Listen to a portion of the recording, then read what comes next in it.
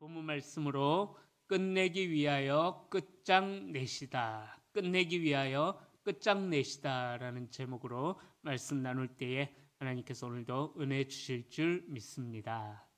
자, 하나님께서는 이스라엘 백성들을 선택하시고 또 그 부르심에 합당한 삶을 살아가도록 하나님께서 율법이라는 것을 주셨습니다.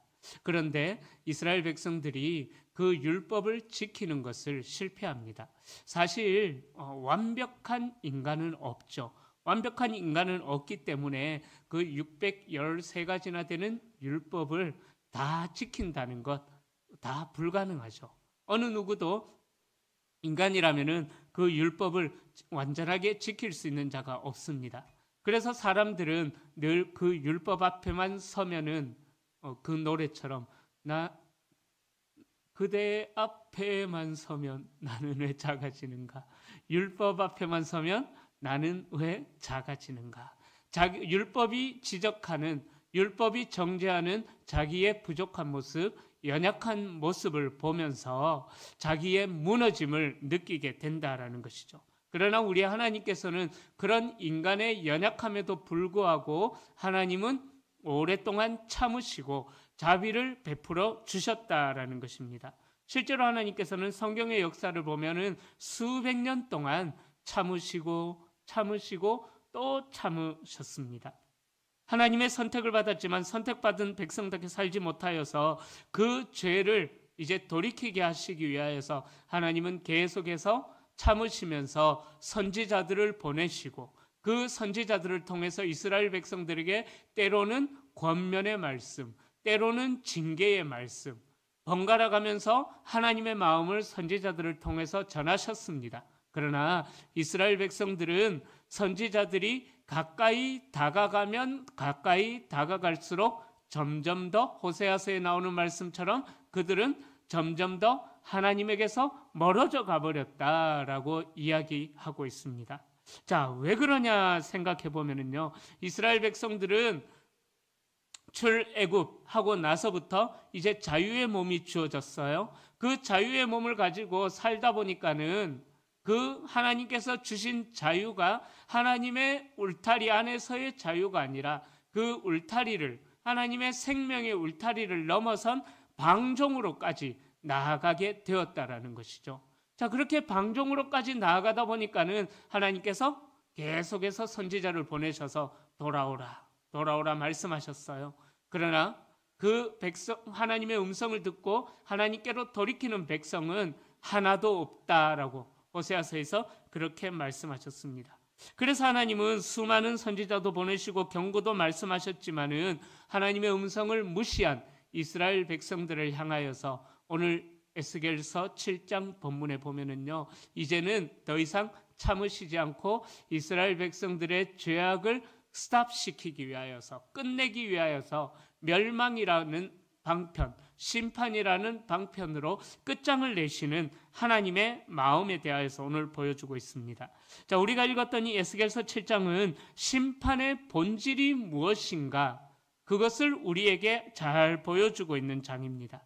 여러분, 우리는 심판이라고 생각할 때 항상 가장 먼저 드는 생각이 어떤 생각이냐면요, 심판이라고 하면은 이제 끝나버렸구나, 이제 더 이상 아무것도 없구나라는 생각을 하게 됩니다. 심판이라고 하면 언제나 마지막을 생각하게 됩니다. 그러나 하나님의 심판, 하나님께서 선택하신 이스라엘 백성들을 향한 그 심판은 심판 자체의 목적이 있는 것이 아니라 새로운 결과, 새로운 시대를 열기 위하여서 하나님의 심판이 행해지는 것이다라는 것을 알 수가 있습니다. 예를 들자면 이런 거죠. 우리의 자녀들이 잘못을 했을 때에 또 하나님의 백성들이 잘못을 했을 때 부모님들이 자녀들을 책망할 때 목적은 그 죄를 멈추고 새로운 삶을 살아라. 또 우리 목회자들을 통하여서 선포되어지는 어떤 경계나 책망의 말씀들의 목적은 책망이 목적이 아니라는 거죠. 책망이 아니라 그 징계의 말씀을 통해서 우리가 하나님으로부터 멀어졌던 그 마음들을 하나님께로 돌이켜서 하나님께로 더 가까이 멀어져 가는 것이 아니라 더 가까이 한 걸음 한 걸음 더 나아가기를 하나님께서는 원하신다라는 것입니다. 그러기에 이 심판은 심판으로서의 끝이 아니라 새로운 시대를 열어가는 또 다른 하나님의 방법이 된다라는 거예요. 그런데 우리는 생각하기를 이제 심판받았네, 끝나버렸네, 더 이상 나에게는 소망이 없네 하면서 에라 때리차뿌라, 그러면서 하나님께서 점점 더 멀어져가는 우리의 모습들이 있다라는 거죠. 자, 그런 의미에서 심판이라는 것은 새로운 시대를 시작한다라는 그런 의미에서 이 땅에서 죄로 인하여서 혹은 우리의 잘못으로 인하여서 하나님으로부터 받는 그 심판은요, 죄와 잘못에서 돌이키기를 바라는 하나님의 마음에서 행해지는 것이다라는 것입니다. 그리고 더 나아가서 우리 인간 생애에서 있을 마지막 심판, 그 마지막 심판조차도 새로운 시대, 새 하늘과 새 땅, 저 천국으로 인도하기 위한 하나님의 최후의 심판이다라는 것입니다.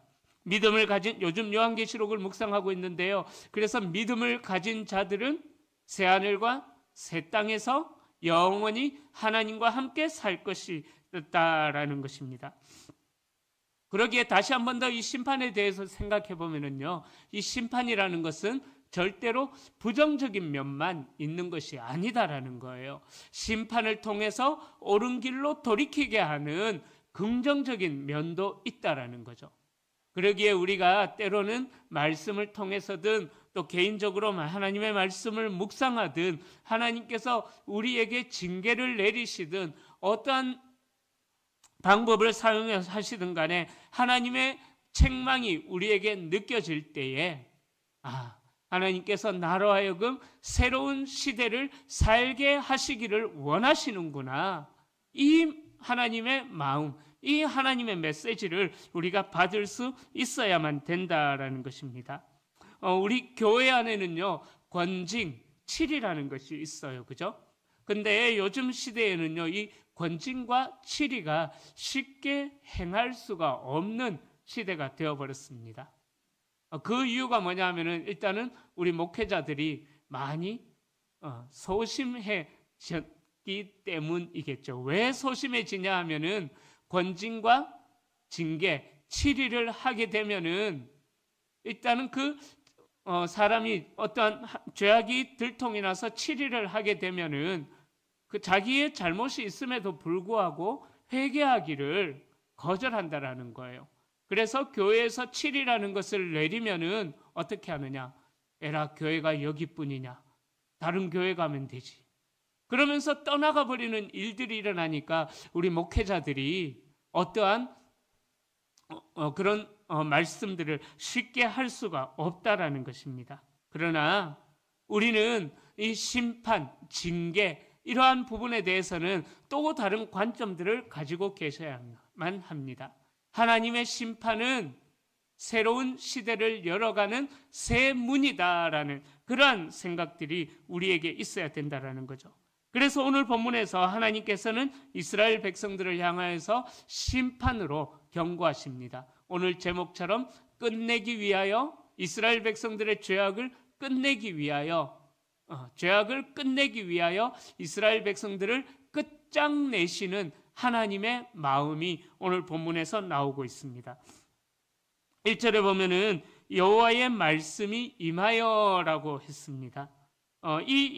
이때 사용된 임하여라는 단어는요, 단순히 전달하는 그런 의미가 아닙니다. 하나님의 의지가 선지자에게 무겁게 엄중하게 임한 것을 뜻하는 단어입니다. 그러니까 하나님은 단순히 정보를 전달하는 것이 아니라 이 땅을 향한 하나님의 애끓는 마음, 하나님의 애타는 마음을 하나님께서 선지자를 통하여서 전하기를 원하신다라는 것이죠. 즉 에스겔의 존재 전체를 통하여서 하나님의 심판 메시지를 드러내기를 원하신다라는 것입니다. 이 심판 역시 새롭게 변화될 이스라엘 백성들의 모습을 기대하면서 하나님께서 이스라엘 백성들에게 선지자를 통하여서 내가 내 행위대로 3절에서 이야기하는 것처럼 내 행위대로 너를 심판할 것이다. 내 행위대로 너를 벌할 것이다 라고 그렇게 말씀하고 있습니다. 하나님 앞에 범죄한 이들의 죄가 얼마나 큰지 하나님은 그들의 행위를 따라서 심판하고 가증한 행위를 보응하신다라고 선포하고 있는데, 이 심판을 행하시는데 하나님께서는 2절과 3절과 6절에서 반복하여 쓰는 단어가 있어요. 바로 이제 끝이다라는 거죠. 이제 너희들은 끝났다라는 것입니다. 그러면서 오늘 본문에서는 하나님이 한 역사나 어떤 한 시대를 또 한 문화들을 심판하실 때, 우리 개인을 심판하실 때 어떠한 방법으로 심판하시는가, 오늘 본문에서 우리에게 하나님의 심판을 알려주고 있습니다. 자, 당시 사회문화적으로 이스라엘은 잘못된 선민 사상에 빠져가지고 우리는 어떠한 환란이 닥쳐도 절대 망하지 않는다. 하나님의 선택된 백성들이 어떻게 멸망할 수가 있겠느냐. 그런 잘못된 선민의식에 빠져가지고 당시 사회문화적으로 극심한 타락에 빠져들어 버렸다라는 것입니다. 우리는 한번 선택된 하나님의 백성이기 때문에 어떻게 살든지 간에 하나님이 우리를 절대로 버리지 않으실 것이다. 왜? 하나님의 임재가 있는 그 시온산이 우리에게 있기 때문에, 하나님의 궤가 그 예루살렘에 있기 때문에 성전 중심의 신앙 체계가 무너지리라고는 아무도 상상을 못했다라는 것이죠. 이스라엘 백성들은 눈에 보이는 예루살렘 성전, 하나님의 임재를 그렇게 자랑을 하면서 우리는 하나님의 백성이라는 자부심에 젖어 있어서 하나님의 백성다운 삶을 살지도 않은 채 그런 엉뚱한 선민 사상에 빠져들어서 자부심에 젖어들어 버렸다라는 것입니다.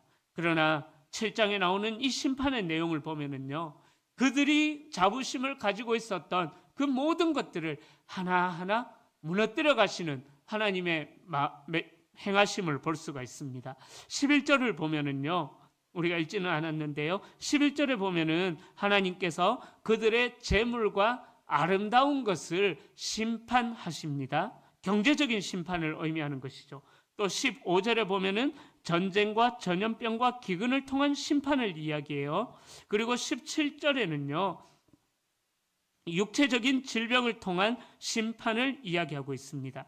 그리고 23절에 보면은 쇠사슬이라는 단어가 나오죠. 이 쇠사슬이라는 단어는 뭐냐 하면은 쇠사슬에 매인 채 포로로 끌려가는 그 상황을 이야기하는 거예요. 그러니까 23절은 나라가 망하고 포로로 끌려가는 그런 심판을 이야기합니다. 그리고 26절에 가면은요, 선지자나 제사장이나 장로들에게 하나님의 지혜가 사라질 것이다, 임하지 않을 것이다, 없어질 것이다 라는 종교적인 심판까지 하나님께서 행하십니다. 그리고 27절에 보면은 왕과 고관들이 놀람을 당하는 정치적 심판이 임하는 것을 이 7장 전반에 걸쳐서 하나님께서 예언하고 있다라는 거죠. 그러니까 이 7장은요, 한 나라의 사회, 문화, 정치, 경제, 복지, 건강, 이런 모든 것들이 다 무너질 것이다, 심판의 영향이 미칠 것이다 라고 이야기하고 있습니다. 어찌 보면은 오늘날 이 시대에 일어나는 전쟁과 기근과 또 가난, 경제적 위기, 사회적인 불안들의 원인이 하나님의 심판의 표징은 아닐까? 우리가 이 사회에 일어나는 현상들을 우리가 주의 깊게 살펴봐야만 한다라는 것입니다. 우리나라도 참 이렇게 좌우로 지금 극심하게 갈라져 있는 그런 혼란한 상태, 또 최근에 엄청난 산불도 또 일어났었죠. 그리고 오늘 뉴스를 보니까 또 항공기가, 미국이었나요? 항공기가 그래도 다행히 떠오르기 전에 엔진이 폭발을 해가지고 떠오르기 전에 다행히 인명피해는 없었던, 이전에 없었던 이런 많은 일들이 일어나는 것을 보면서, 또 수많은 전쟁들이 일어나는 것을 보면서 하나님께서 이 땅을 향해 이 에스겔의 시대처럼 사회, 정치, 경제 모든 분야에 하나님께서 하나하나 심판을 행하시고 있는 것은 아닌가? 우리는 주의 깊게 이 사회에 일어나는 현상을 살펴봐야만 하는 것입니다. 자, 다시 본문으로 돌아가서 이렇게 이스라엘 민족이 하나님으로부터 심판받을 수밖에 없었던 이유가 무엇일까요? 자, 바로 이 이스라엘 백성들은 하나님의 선택된 백성이다라는 잘못된 그 의식들, 그들의 교만함들이 가장 먼저 그들의 심판의 첫째 이유가 되었습니다. 그리고 두 번째 이유는 이들이 하나님의 선택된 백성이었기에 하나님께서 이렇게 살아야 돼 라고 율법을 주셨어요. 하나님의 법을 주셨는데 그들이 하나님의 법을 따르지 않고 세상의 법을 더 좋아하고 세상을 더 사랑하였기 때문에 우상 숭배라는 심각한 범죄, 하나님께서 극도로 싫어하시는 그 우상 숭배라는 그 죄악에 빠짐으로 말미암아서 이 이스라엘 백성들이 하나님으로부터 철저하게 심판이 진행되어지게 되었다라는 것입니다. 자, 10절을 보면은요, 볼지어다 그날이로다, 볼지어다 임박하도다, 정한 재앙이 이르렀으니 몽둥이가 꽃이 피며 교만이 싹이 났도다. 10절에 그렇게 말씀합니다. 자, 이 몽둥이가 꽃피며라는 이 표현은요, 아론의 쌍난 지팡이 사건을 지칭하는 것입니다. 아론의 쌍난 지팡이 기억하십니까? 이스라엘 백성들이 교만하여서 모세를 대적하려고 할 때에, 그때 하나님께서 이 출애굽 시절 때 이런 기적을 행하셨다라는 거죠. 자, 이는 궁극적으로 모세를 지도자로 세우신 하나님의 권위에 도전하는, 모세를 대적하는 것 같았지만은 실제로는 그들이 하나님을 대적하는 자리에 있었다라는 것입니다. 그래서 하나님께서는 모세와 아론을 하나님이 세우셨다는 증거로 아론이 갖고 있었던 그 나무 지팡이에 싹이 나고 꽃이 피는 그런 기적을 행하셨다라는 거죠. 출애굽 시절에 하나님의 권위에 도전하면서 교만했던 이스라엘 민족은 오랜 시간, 수백 년이 지난 이 시간, 이제 수천 년이 지났죠. 이 시간에도, 에스겔 시대에도 여전히 똑같은 잘못을 저지르고 있다라는 것입니다. 자, 왜 그들이 하나님의 권위에 도전할 정도로 교만해 있었을까? 그들은요, 하나님이 무서운 줄도 몰랐기 때문인 거죠. 마치 우리가 하나님에 대해서 알고 있기를 사랑의 하나님이시기에 당신의 백성을 어떻게 심판하실 수가 있으십니까? 그러한 잘못된 생각으로 이들은 하나님이 두려운 줄도 모르고 하나님을 경외할 줄도 몰랐다라는 거죠. 그래서 20절에 보면은요, 그들이 그 화려한 장식으로 말미암아 교만을 품었고 또 그것으로 가증한 우상과 미운 물건을 만들었은즉 내가 그것을 그들에게 오물이 되게 하여. 자, 그들이 교만한 이유가 그들의 화려한 장식으로 인해서 그들이 교만해졌다라고 이야기하고 있습니다. 그러니까 이 교만과 우상 숭배는 연결이 되어진다라는 거예요. 하나님 없이도 살아갈 수가 있다라는 교만한 생각이, 그 교만한 마음이 인간들의 마음에 싹 트다 보니까는 하나님으로 만족하지 못하고 다른 것으로 만족하려는, 그래서 세상으로 눈을 돌리는 이스라엘 백성들의 타락한 모습들을 볼 수가 있다라는 것입니다. 그것을 하나님께서 지적하고 있다라는 거예요. 여러분, 우리가 필요 이상으로 지나치게 추구하고 욕심과 욕망이 내 마음을 사로잡기 시작할 때 우리는 자칫 잘못하면은 우상 숭배에 빠질 수가 있게 된다라는 것입니다. 여러분, 우리의 우상 숭배는 단순히 눈으로 보이는 어떠한 것만을 섬기는 것 아니에요. 우리가 하고 있는 우상 숭배는요, 우리의 마음을 빼앗아가는 그 모든 것들이, 그것이 내 자녀라면은 내 자녀가 나의 우상이 되는 거고요. 또 다른 것이 내 마음을 빼앗아 간다면은 그것이 또 내 우상이 되어 준다라는 것입니다. 그러기에 우리는 하나님께서 내게 허락하신 것은 내 마음을 빼앗아가는 것이 아니라 하나님께서 내게 맡겨주신 것은 내가 관리를 잘해서 하나님께 다시 드려야 되는 그러한 은혜라는 것을 기억하셔야만 하는 것입니다. 선물로 주신 것을 감사함으로 받고 그것을 잘 누리되 주와 복음을 위하여서 하나님의 나라를 위하여서 하나님께서 우리에게 주신 것을 사용해야 된다라는 거죠. 거기에 내 마음을 담아서 그냥 내가 품고 있어서는 안 된다라는 거죠. 그러다 보면은 우리도 이스라엘 백성들처럼 하나님으로 만족하는 것이 아니라 우상 숭배를 통해서 만족을 하려는 그러한 모습들이 있다라는 거죠.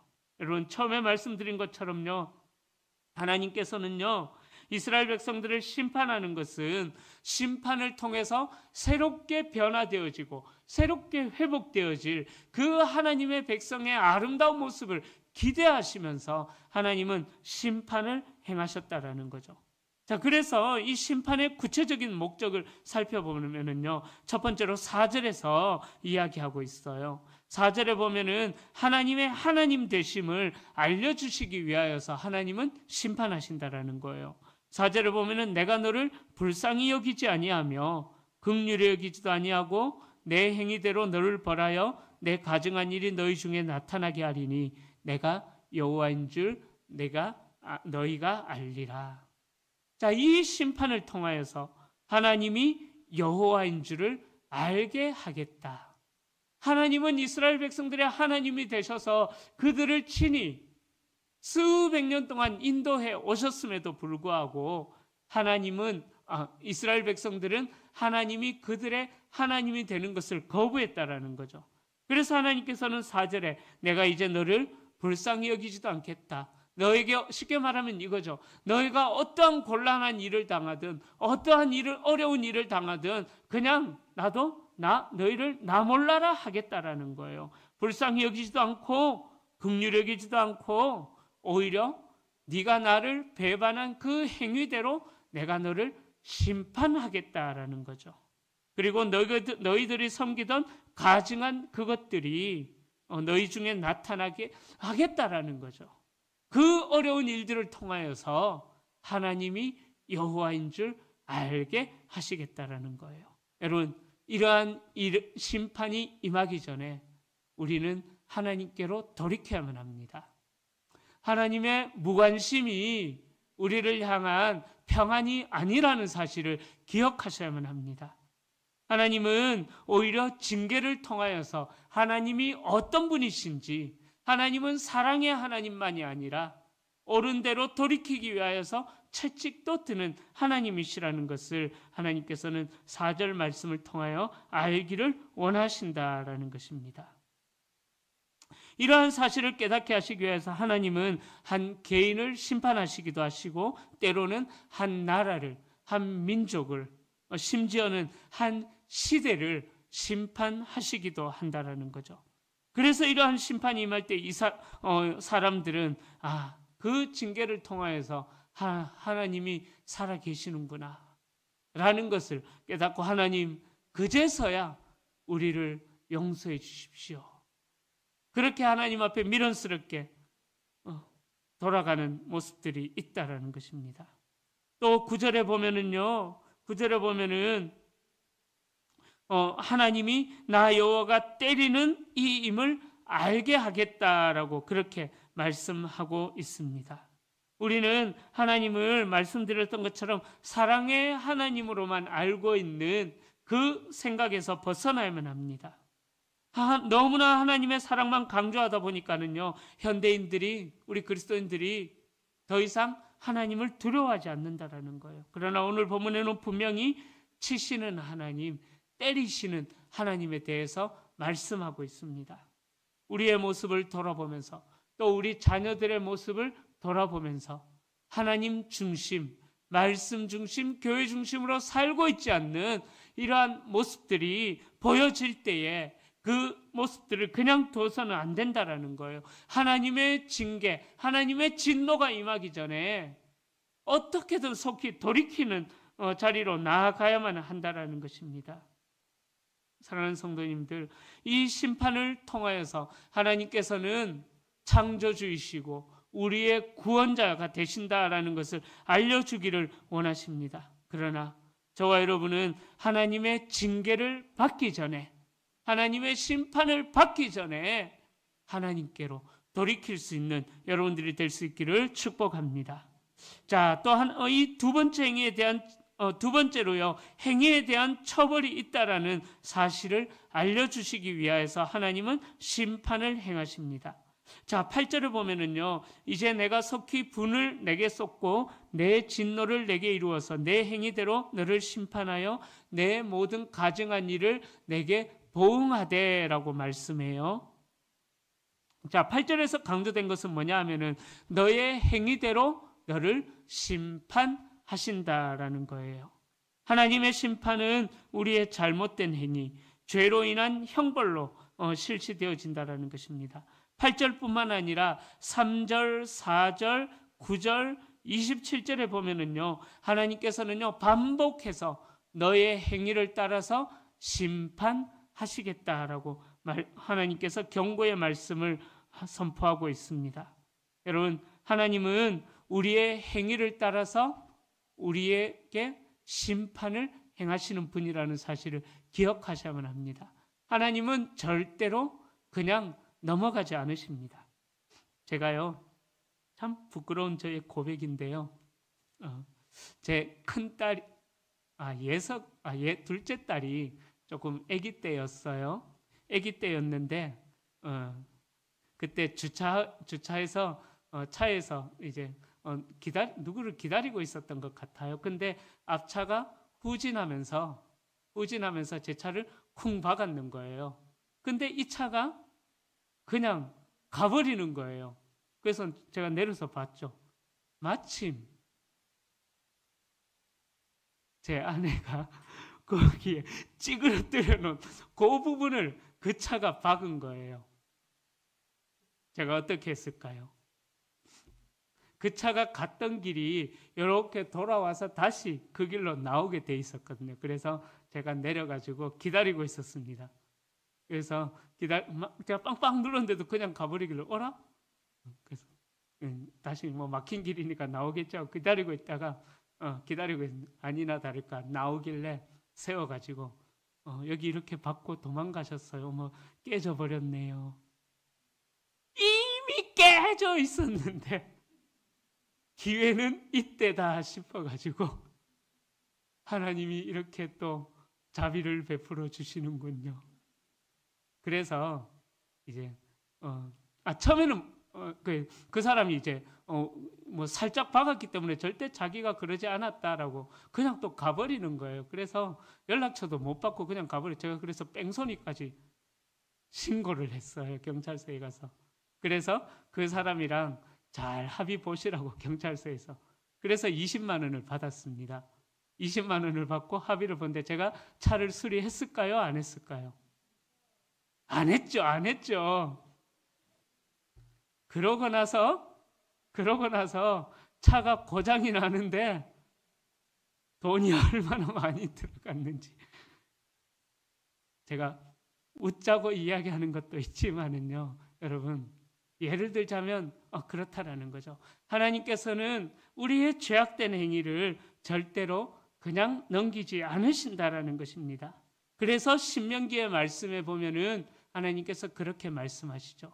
내가 하나님의 말씀에 순종하면 들어가도 복, 나가도 복, 밭에도 복, 열매에도 복. 하나님의 말씀에 순종하지 않으면은 들어가도 저주, 나가도 저주, 밭에도 저주, 내 발걸음이 닿는 모든 곳에 저주가 임한다라고 말씀하셨어요. 즉 우리가 하나님의 말씀에 따라서 살아가는 그 행위를 하나님께서는 보시고 우리에게 복을 주시고, 하나님의 말씀에 순종하지 않는 우리의 모습을 보시고 하나님은 그대로 심판하신다라는 것입니다. 여러분, 그러기에 로마서 3장에서는 모든 사람이 죄를 범하며 하나님의 영광에 이르지 못하더니라고 그렇게 말씀하고 있습니다. 자, 우리가 어떻게 우리의 연약한 인간이 이 연약한 행위를 넘어서서 어떻게 하나님의 말씀에 순종하면서 살아갈 수가 있을까요? 결국 우리는 연약한 인간의 모습을 가지고 교만할 수밖에 없고요. 우상을 찾을 수밖에 없고요. 우리의 행위가 하나님의 심판을 받을 그 자리로 나아갈 수밖에 없는 연약한 모습을 가지고 있습니다. 그래서 우리에게 필요한 분이 바로 예수 그리스도시다라는 거죠. 우리가 아무리 애를 써도 하나님 앞에 의롭다고 인정을 받을 수가 없어요. 방금 말씀드렸던 것처럼 모든 사람이 죄를 범하였음에 하나님의 영광에 이르지 못하기 때문에 우리에게는 예수 그리스도를 통해 우리에게 임하는 하나님의 은혜가 저와 여러분들에게 필요하다라는 것입니다. 왜 이스라엘 백성들이 교만해지고 우상 숭배에 빠지게 되었을까? 그들이 하나님께서 주신 은혜를 은혜로 알지 못하고 바알이 그런 은혜를 주었고 아세라가 그런 은혜를 주었고 몰렉이 그런 은혜를 줬다라고 생각하면서 우상을 찾아 헤맸다라는 거죠. 하나님의 은혜를 은혜로 생각하지 않았기 때문이다라는 것입니다. 그러기에 이제 말씀을 정리하면서 우리에게 필요한 것은요, 하나님의 은혜가 우리에게 필요하다라는 것입니다. 하나님께로 돌이키는 우리의 마음이 하나님이 원하시는 마음이다라는 것입니다.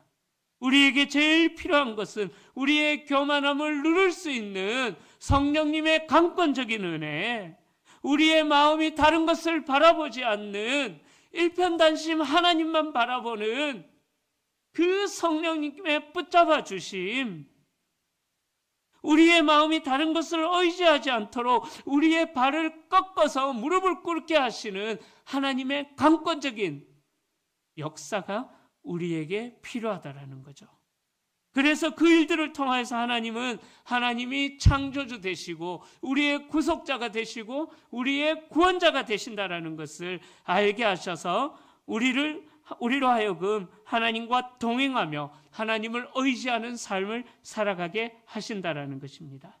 이제 말씀을 정리합니다. 사랑하는 성도님들, 오늘 우리에게 주어지는 에스겔의 메시지는요, 아주 무거운 말씀이지만은 그러나 이 말씀이 저와 여러분들에게 은혜가 되는 줄로 믿습니다. 심판이 오기 전에 말씀으로 경고하시는 하나님은 회개의 기회를 주시기 위함이다라는 사실을 기억할 수 있기를 축복합니다. 그리고 심판은 멸망이 아니라 새로운 시작을 향한 하나님의 새로운 문이, 우리를 위하여 열어준 새로운 문이 된다라는 사실을 기억하셔서, 말씀을 기억하셔서 우리 안에 있는 모든 죄악의 뿌리를 뽑고 매일매일 날마다 분초마다 하나님께로 돌이키는 저와 여러분들이 다 되시기를 예수님의 이름으로 간절히 축원합니다.